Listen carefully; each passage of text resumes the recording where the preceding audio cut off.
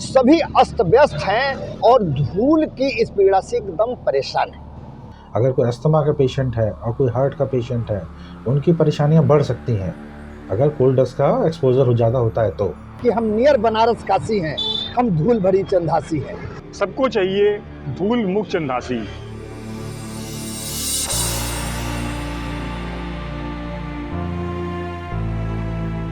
चंदौली जिले के चंदासी कोयला मंडी पूर्वी उत्तर प्रदेश को कोयला उत्पादन करने वाले राज्यों से जोड़ती है। ये मंडी भारत ही नहीं बल्कि एशिया की सबसे बड़ी कोयला मंडियों में से एक है, जहां रोज तकरीबन 1,500 ट्रक कोयला लाते हैं।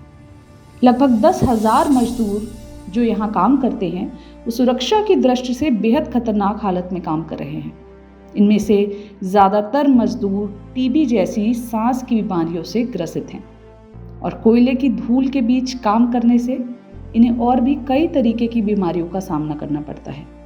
यही नहीं, स्थानीय निवासी भी इस मंडी से होने वाले वायु प्रदूषण से इतने परेशान हैं कि कई नेताओं ने इस मंडी का स्थानांतरण करने के चुनावी वादे भी किए हैं। प्रशासन ने भी इस मंडी का एक सर्वे कर ये पाया कि इस मंडी को हटाकर कहीं और स्थापित करने में ही भलाई है, लेकिन अभी तक कोई निश्चित तारीख या तरीका प्रशासन द्वारा बताया नहीं गया है। मेन स्कूल जो बड़े बड़े स्कूल हैं, चाहे कॉलेज की तरफ लोग जाते हैं, सारे स्टूडेंट यहाँ से निकलते हैं तो उनको बहुत सारी दिक्कत आती है, बहुत से रोगों से ग्रसित वो होते जा रहे हैं। ये धूल हमारे अंदर तक पहुंचती है, ये जो धूल के कण हैं, पत्थर हैं, ये सारे अंदर जा रहे हैं तो ये रोगों से हमको परेशान कर रहे हैं। चंदासी की मूल आबादी तो परेशान है ही है, इसके क्षेत्रीय जो गांव बसे हुए हैं, आसपास की जो निवास स्थल हैं, सभी अस्त व्यस्त हैं और धूल की इस पीड़ा से एकदम परेशान हैं। कपड़े की तो ऐसी तैसी है, नए कपड़े आप पहन के आइए, देखिए कपड़े की हालत क्या हो जाती है। और यहाँ से पड़ाव तक जाने में डस्ट से बहुत ज़्यादा प्रॉब्लम है।